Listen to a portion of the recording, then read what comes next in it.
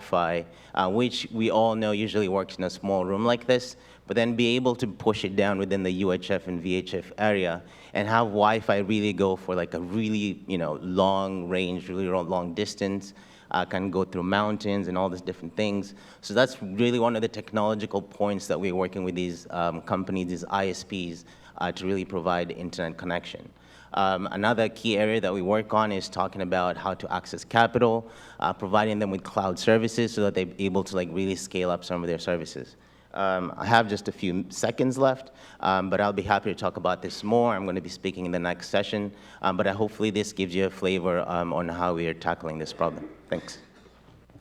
Thank you so much, and thanks for the great video. So with that, I'd like to hand it over to Kevin Martin. Great.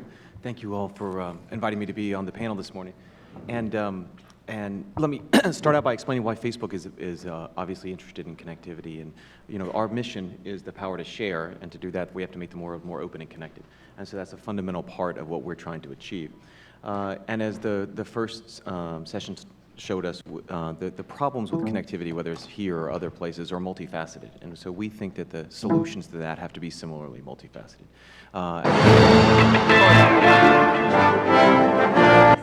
I like that, but that's not mine. Let us prepare for this moment.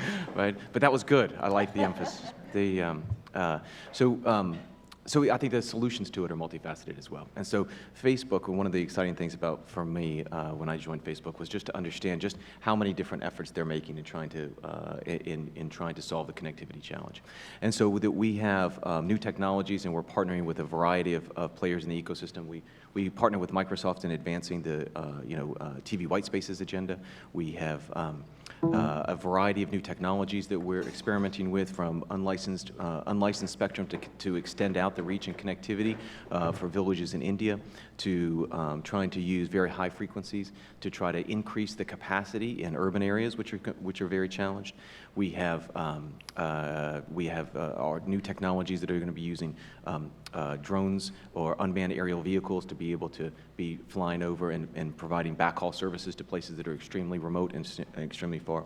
And so it's a wide variety of connectivity challenges. And it's because, as Secretary Novelli Undersecretary Novelli was talking about in the beginning, the impact that this can have of bringing connectivity to the world is significant. Not only the economic impact of increasing the GDP by 1% to 2%, but the practical impact that it has on people's lives. The hundreds of millions of jobs that it could end up creating, the millions of children who would then have access to educational information, and the healthcare implications are significant. So what we think that this is so critical that we need to spend a significant amount of our time and resources to try to be able to solve this challenge, and working with partnerships with various companies and with all of you. One of the things that was interesting about the Global Connect initiative for us was not only, which we participated in, but was not only the introduction to the various players outside the United States, but we actually made even connections with other companies here in the United States that we weren't aware of what they were doing. One of the things, for example, that was so important about that was actually we connected with American Tower and some of their efforts around the world to use their tower infrastructure to expand connectivity, and we've been trying to think of ways that we could be creative in partnering with them. And it just shows you the importance of us working together as a partnership to address so many of these issues. One of the things, again, that struck me about the first presentation by Mr. Raines was the fact that I think he said that the challenges might be somewhat changing from a mere awareness to price and affordability. It was one of the themes that I took away from his presentation. In many ways, I think that those two issues are somewhat connected. Obviously, having underlying infrastructure access is an important component, and we have a lot of technologies that we're working on. But really, the combination of price and relevance, price and awareness, is really kind of a relevance factor. In other words, is what it costs to get on worth the price to you? And so I think we have to combat that by two ways. We have to continue to work on the awareness factor, and I think we've got a variety of programs that we're trying to end up doing to try to make sure we're extending and promoting internet connectivity. Although I would say that sending a WhatsApp or a Facebook message is a good thing. I wouldn't, and it should still count. But I take the point that we want broader connectivity. But I think that the other component of that is how do we decrease the overall costs in the system. And obviously, there's government subsidies policies that we end up supporting. But in addition to that, we've got to find ways to drive down the costs of that connectivity. And so we have actually recently announced and are working with the ecosystem to help drive down those costs of connectivity. We had a program called our Open Compute program, in which we had made an open source hardware and software designs available for data centers. And that ended up not only driving down the cost of those data centers, but also making them much more energy efficient. And one of the things that actually Undersecretary Novelli brought up to me right before our panel was how much that was important on the energy side. And so we're trying to take those same principles and drive them into the telecommunications access side. And so we've been increasingly partnering with underlying operators and equipment providers to do the same thing on the access side to try to end up making it more of an open environment to help drive down those costs. And then we also need to make sure that the content that's available to address the kind of awareness and cost factor, that the content is available in more bite-sized chunks. In many of these markets, the underlying connectivity doesn't have the same capacity and capability. So how do we also make sure that the content is designed for that? And we actually have a lab in which any content provider can come and replicate what that connectivity is like in any country around the world. And you can see how your content would be seen by an average user there. And so you can actually see how you need to make your delivery of that content more efficient. And we work a lot from Facebook's perspective on how do we end up doing that to make our content systematized so that it can be available on a more bite-sized chunks. And so I just think that all of these efforts are a reflection not only of the challenges, but of the way we need to address it in a holistic way and in partnership with everyone here in the room. Thank you very much. Thank you. And I think I'd like to thank the technician for giving me an idea. I think we all should have theme songs before we start our interventions. So, Jonathan. Good morning. Here to talk about the program called the Global Broadband and Innovations Alliance. And this is a core-funded program by USAID, United States Agency for International Development. And at its heart, it's really to narrow the digital divide. I really appreciated Lee's presentation this morning and also remarks about the digital divide. It's our contention that the divide is growing, it's not narrowing. And the measure for that is, look, if you look at, you've got 4 billion people that are unconnected, that's a problem. But above and beyond that statistic, I look at it, what can you do with that, right? And so if you have every day that I use my own children as examples, I've got 2 teenagers, they're digital addicts. They almost don't know how to do something if they're not doing it with a device, right? So every day that they continue to expand their own knowledge, whether it's developing an app or doing their homework, and other kids around the world don't have access to that, that means that gap is widening. Right? So it's not purely just about having access, it's about what you do with it. So our program is designed with 4 elements in mind to be able to address that. The first, with the cornerstone, is on the policy side.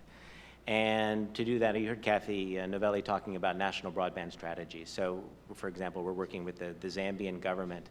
They've pulled together about 60 key stakeholders in the country. So it's not purely the ministry that oversees telecommunications or the ICT agency, but in fact, it's the Ministry of Tourism.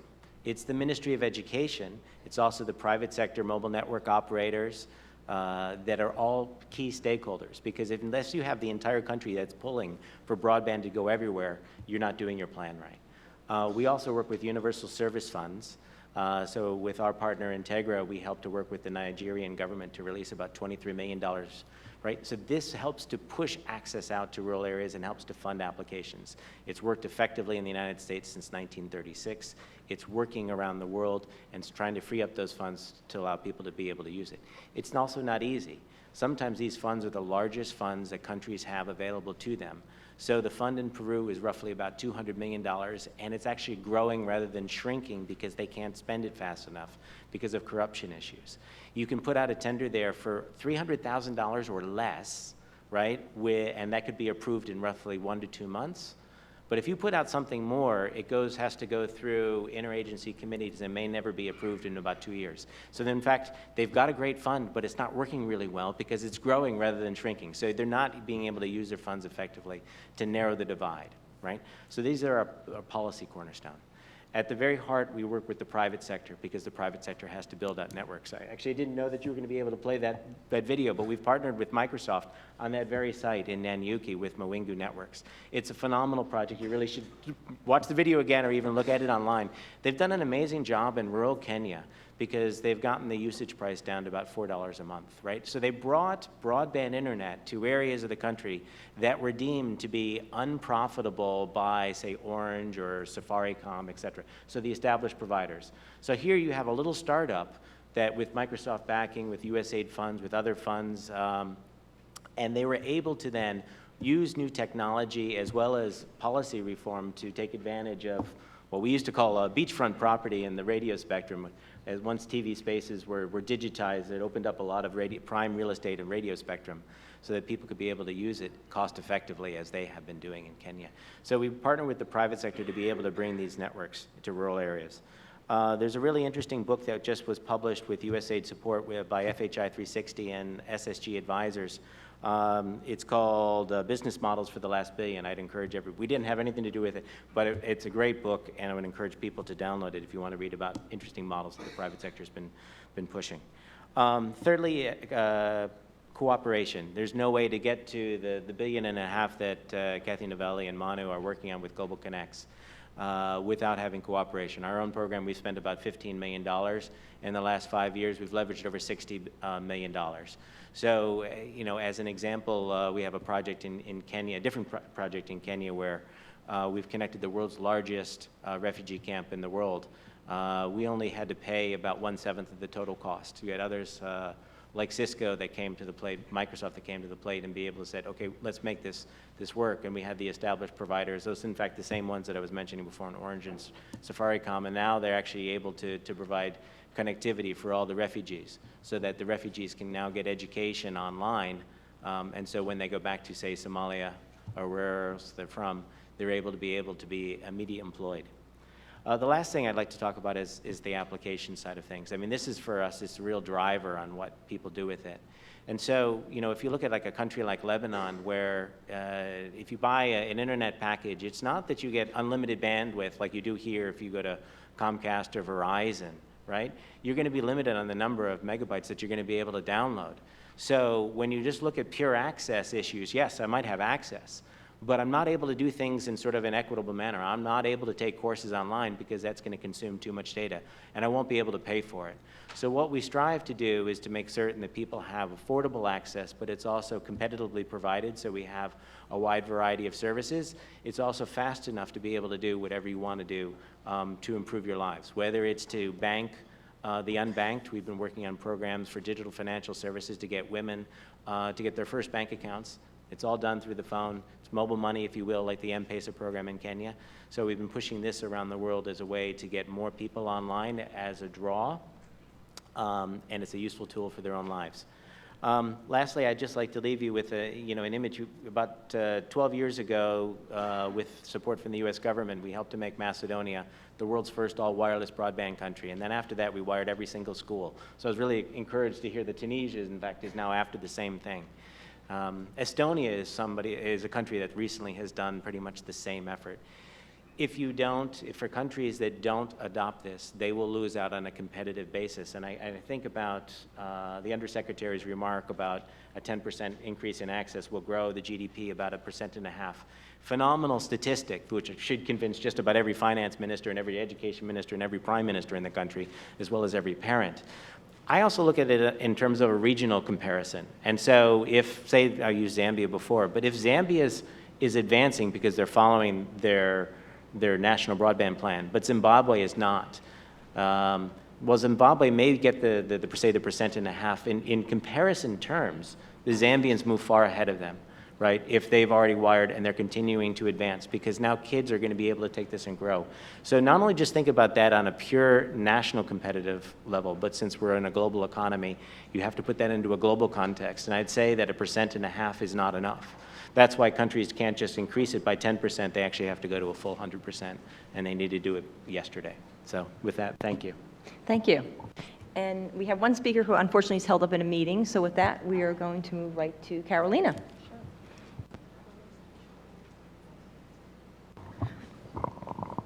So hi, everybody. Good morning, and thank you so much for the invitation to be here.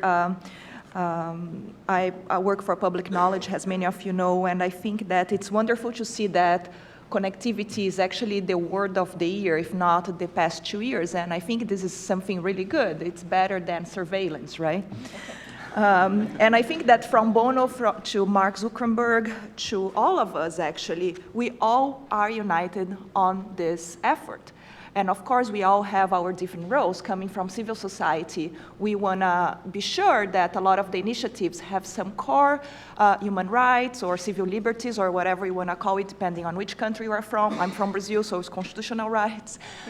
You want to be sure to embed those on those initiatives. And I think some initiatives just mentioned right now by my colleagues are actually in the right direction.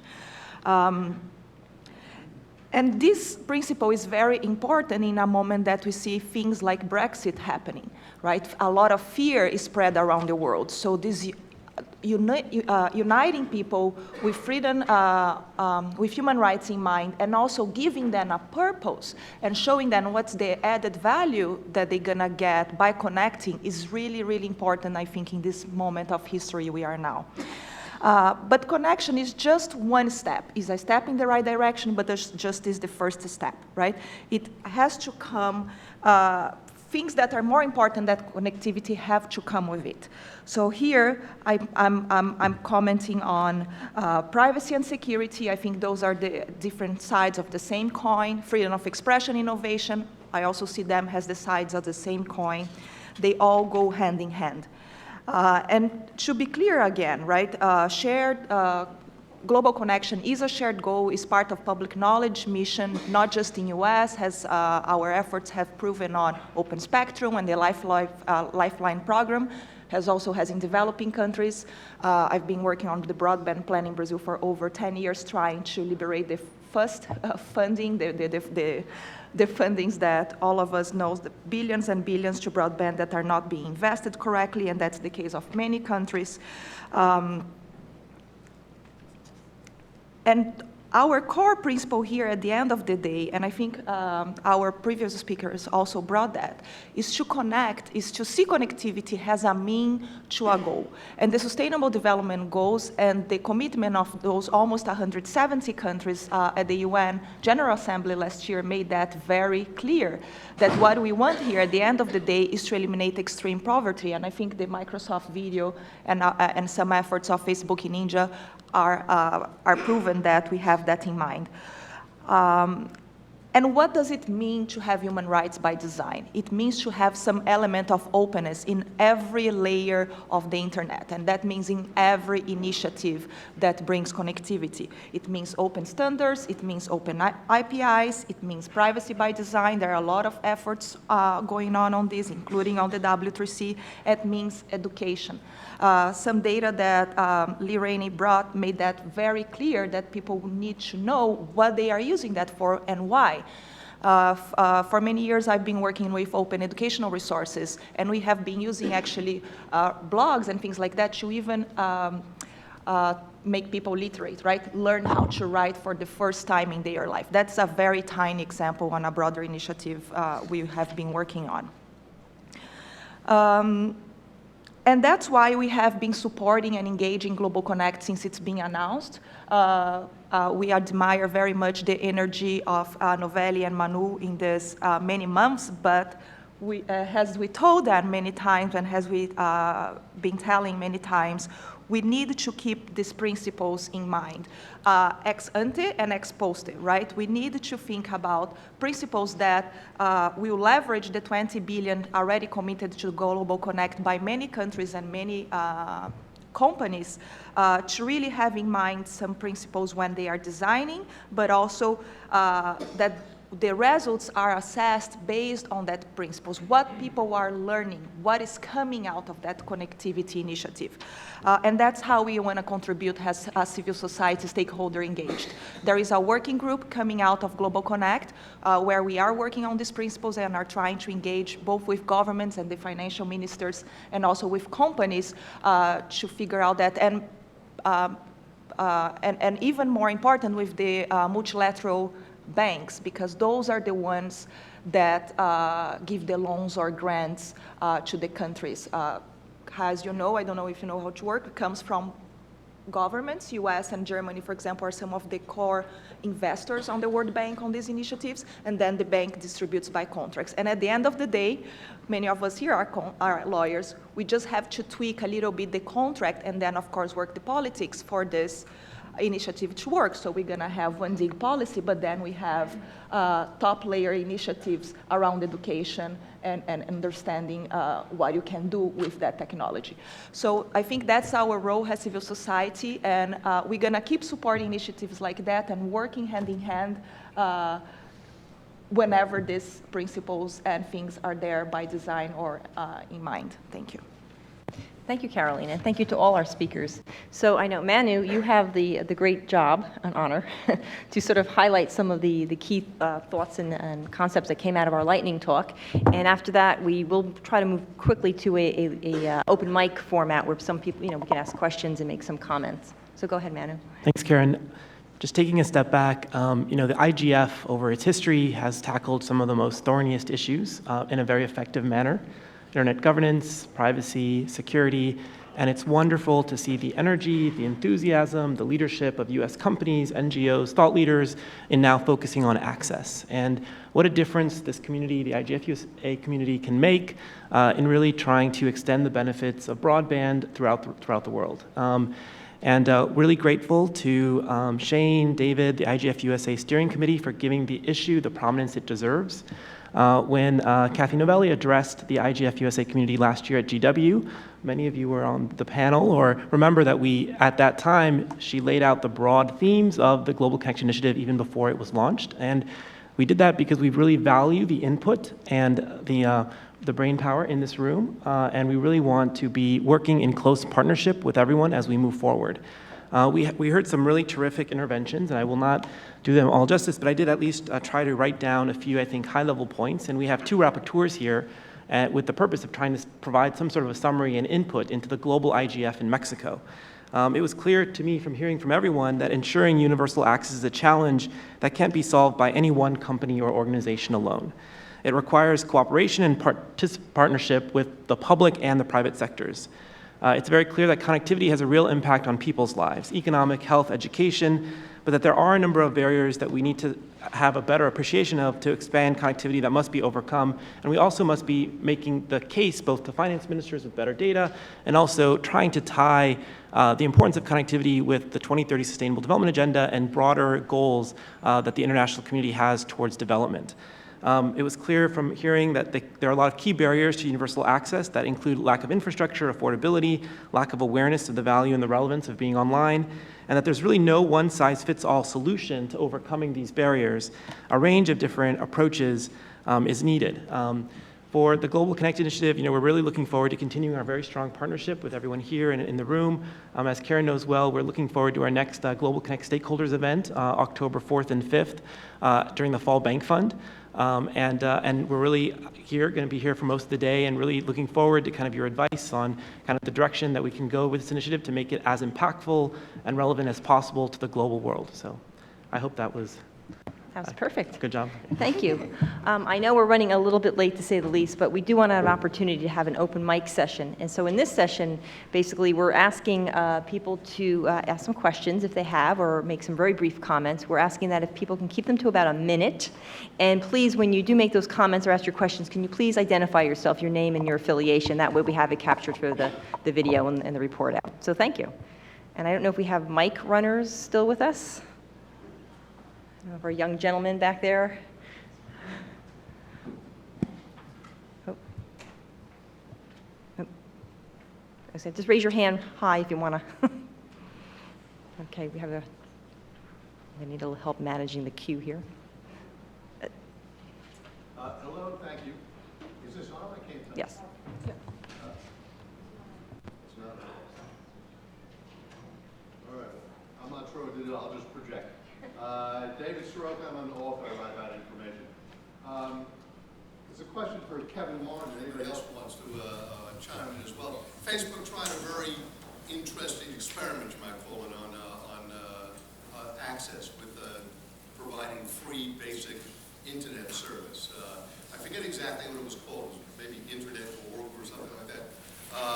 And it turned out to be fairly controversial in the countries where you tried it. And I wonder if you could just speak to some of the lessons learned and the kind of future directions for that kind of exercise. Sure. So, so the program is a free basic services, which we have. The Internet.org is kind of the umbrella organization that we talked about for all the different connectivity projects that I talked about. So that's kind of an umbrella reference. The free basic services is just that. It's a set of services that we worked with the operators to end up being zero rated, so it didn't count against your data cap. So it was an application and/or a website that when you go to that one, it would be notified that you weren't able to count against your data cap. Zero rating is something that that it has been controversial, not only with our services but in general. We think that that is an important component of being able to solve some of the connectivity challenges. In part because it's a critical component about promoting what is available and making sure that people can see the services that they can end up getting when they get online. And so what we've seen, and to your point about what lessons learned from that is, it was very controversial in India where we rolled it out, but we've rolled it out in about 42 other countries with 45 different operators, and actually it's been very successful at not only giving people some access to some basic services, but also making sure that they're making that leap all the way over to the internet. What we've seen globally is that about 50% of the people who aren't connected, who try to use free basic services, actually become full internet subscribers within about 30 to 60 days. And that you see about a 50% increase in the number of people that are coming online by operators that have rolled this out. So in general, it actually has been something that's been pretty welcomed by all the other countries that we've seen.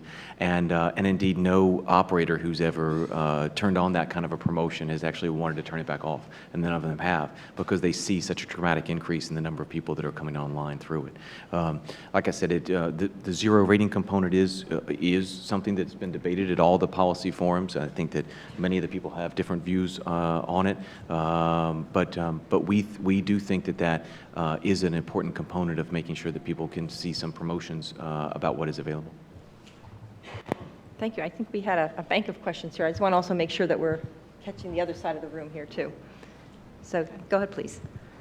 My name is Mantai Murray, and I'm a consultant. I've done a couple of broadband strategies and broadband studies in the SADC region. The big thing is the cap data issue and the devices. Because really, when we count the numbers and we say people have internet access, and all they have is access through a BlackBerry phone to access Facebook, it doesn't do anything to help them progress, to help them be more included until they have maybe at least a tablet that they can do something on that device. So, and also the cap data issue is like telling me you can only drink 2 glasses of water a day, even though I may be thirsty and want more and more. So the question is, companies like Facebook, where really we are inundating people with entertainment, not really teaching them the power of the internet to free them from poverty. Hence, still the increased digital divide grows and grows more, because now we are counting them as connected, but they're doing nothing. So I don't want to be the only one to respond, so I'll let others, but I do want to say that actually we agree with the concern of making sure that people realize that it's more than that, although we think that the connectivity through Facebook actually is an important component. Being able to share and be connected is an important social component. But what I didn't say about our free basic service that I should end up clarifying is that actually when we provide that zero-rated service, where it doesn't count against the data caps that you're talking about, we've opened up that platform to include any kind of news and information that wants to have it in a more bite-sized chunk. So we strip out entertainment component of Facebook. So we strip out actually the pictures and all the videos, so it becomes a text-based service, so it's lighter weight and can be easily delivered, and it can also then be more manageable from the data side. And we also take out all the ads, so that there's no advertising in what we're providing. And then we've opened up that platform to all kinds of news and information services. So we have, in all the countries we've rolled it out, we have basic information that's provided by both NGOs and government to try to address what you're talking about, that is more than just the entertainment, that is actually news and information. And we think that's an important component of what we want people to be able to see that they can get, because we agree, we don't want it to just be about any one particular service. We think it should be about all that you can end up doing, and that's why we've actually explicitly tried to design that component of it to be something that they can see that it's more than just the entertainment component. And indeed, even on the Facebook site, we've tried to make sure that it does provide the ability to connect, which we think is more than just entertainment. We think that that is important, but that it also embodies those other components, which are news and local information that we think are critical. I'll just add, from a Microsoft perspective, of course, our company is a productivity company, right? So most of our tools that we provide to people like Power BI, like Skype for Business, these are really tools that are supposed to actually make you more productive. So, for us, it's really, really important that people are able to get online, be able to write papers, to be able to interact with other business partners across the world, because that's really the business that we're in. So, like I mentioned, in a place like Africa, we have projects in places like Ghana, in Kenya, in South Africa, Lesotho, and our focus there, like with some of the technologies that I talked about that we're introducing, like TV white space, this technology is robust enough for you to be able to actually use Skype, for example, without having like any technical issues, like if somebody waves, like it takes forever to get to the other side. So like we're able to run really latency sensitive applications.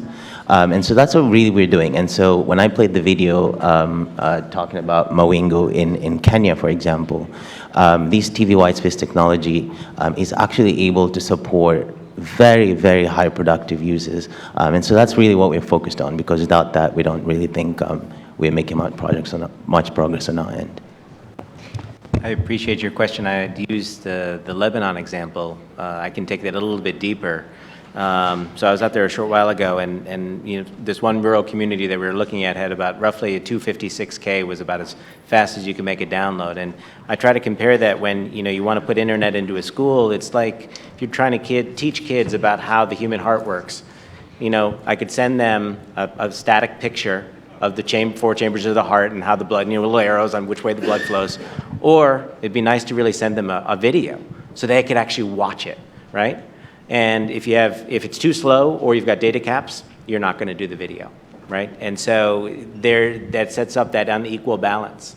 And you really want to stimulate the way that people learn and live. And so I totally agree with your overall overarching goal. Okay, thank you. I think we have a question on. Yeah. Hi, I'm Mike Godwin with R Street Institute, and of course I've worked with a number of organizations represented here. One of the things that the last question reminded me of was about the movement between telegraph and telephone in the developed countries, because the original telegraphy companies didn't believe that the telephone offered anything better. They knew that telegraph was used for business, it was very effective commercially, but the telephone amazingly was successful because, as people quickly observed, you can sing over the telephone. You can connect with people emotionally over the telephone. And so what I always think about when I look at the history of interconnectivity is that the entertainment education value is sometimes not productive. In fact, it is when we have developed access that allows people to frivolous uses, to entertainment uses, to social uses. They also develop the internet as a socially productive tool, and they're able to be economically productive, and they are inventive in new ways to use the internet. About 20 years ago, in a public debate, I talked to an activist who said that because the internet was full of pornography and sleaze and trivia, it was not being politically important, and it was destined not to be politically important.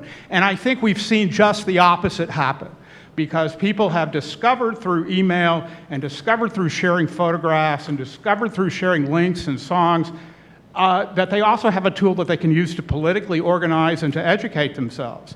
So I would call into question, and maybe the panel wants to respond, whether the distinction between entertainment and goodness is a proper one. Anyone want to respond to that? I guess at its very core, the internet is all about information and communication. And people are going to use it in lots of different ways. I like to think of it as 99% good and 1% bad. So, I think if you want to focus on the bad side, you have to deal with the legislation in that particular country on how they deal with it. You mentioned pornography. When I was part of a U.S. government effort, we would be asked that question all the time by host country governments. And, we said, the way that you deal with it is the same way that you've always dealt with it prior to the internet. So it's just a different medium.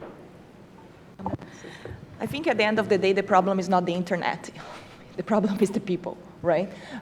And that's the case for every technology. So how can we change and how can we create some ethical uses and some principle uses? And that's not about the internet. I was surprised, to use a polite word, recently, and probably you guys saw a survey on driverless cars where the user of the car would prefer to hit a person than get hurt if the car hits a wall. So this is about every technology in every human history. And we need to, and the really bad people will do really bad stuff no matter what. But in that spectrum, there are people that you can bring back through education and through purpose and through all of those trainings and how you engage that people using that technology. So that just reinforces my argument that connection needs to come with purpose and motivation to do something that's good for that community. Otherwise, we're gonna lose control over a certain community. And on the data caps thing, I just wanna do a ping on that. So public knowledge has been working for a couple of years now on ensuring that the FCC actually regulates and take a closer look in data caps. We know that companies can invest as much as their board authorizes and et cetera. We know the economic cycle here, but the point here is transparency and accountability for the programs delivered, and if the companies are throttling or doing a lot of sometimes unfair practices. So we need to ensure that companies are overseen so the user actually gets what he's paying for. Just in brief, I guess I want to say that I agree with both Mike and the previous question, and I'm not sure they're really at odds. I think what Mike was pointing out is that many times it's hard to determine what's entertainment and what is the valuable uses, and that indeed that they go hand in hand, and one often drives the connectivity. I think that the other question was actually just making the point that for many of the benefits that Undersecretary Novelli talked about, the economic benefits, the social connectivity benefits, it has to be more than just games or entertainment. And I think that, I don't think they're as much at odds as the two questions might have seemed. I think that they actually do go together, and I think that people recognize that they need the two together. Okay, we have a gentleman over here with a question or a comment. So I'm William Michael Cunningham, Creative Investment Research. So we launched our website in November of 1995. This is a little bit of a tough question, and I was on the committee that kind of, talked about this, and so the committee members are probably a little nervous right now. But talk about the condensation, and this whole idea of making sure that you involve the 4 billion people who aren't connected are mainly black and brown, okay? How are you going to actually make sure that their voices are heard, as opposed to having kind of a top-down, I listen to USAID. I have an ex-girlfriend who used to work for USAID. They're a great organization, but it's this top-down kind of, white people talking to black and brown people about what they should do. How do you push back against that? What's your plan for getting real input? Well, I mean, from our perspective at Microsoft, like I mentioned as I was speaking up there, that we usually focus on partnerships, mostly on partnerships, right? So we started the Affordable Access Initiatives at Microsoft about 4 years ago. And, you know, like most organizations, you learn a lot as time goes on. One of the most valuable lessons we've learned is that there is no one-size-fits-all model to ensuring connectivity. So what is our approach right now? Partner with people on the ground who understand the local market, who understand the needs, who really are driving the business models and really know what the needs of the local people are. And so, for example, the video that I showed you, you saw a gentleman there talking about how we're finally going to have doctors and engineers being produced in Nanyuki in Kenya. That's one of the guys who's really driving Mawingu in Kenya. So when we come in, we're telling them, hey, so what are you doing? What's your business model? This looks promising. Can we really help you to drive this up? Can we help you to access capital? Can we help you to figure out how to power your network? Can we help you figure out how to power devices within this place? So like I mentioned, we're not ISPs. We don't provide internet service ourselves. So you really have to come in and really rely on the local knowledge. And that's really key for us in moving forward. We're running out of time. Sorry. Yeah, we're running a little bit out of time, so I hope that we can continue our conversations over lunch, but I know we're not quite there yet, but I know we're going into a next session. So I do want to thank very much our Lightning Talk speakers, as well as our Fireside Chat folks, and I think we're moving on to the next level. So Yes, thank you all very much. That was a great session. I just want to say that for our friend Nilmani, who's missing, she just passed her legislation out of the Foreign Relations Committee, so we will be hearing more from her later. I'm sorry, as Washington would have it, two things happening at once. So I'm going to need y'all to just take a minute. We're going to have a coffee break next. We're going to break these rooms down.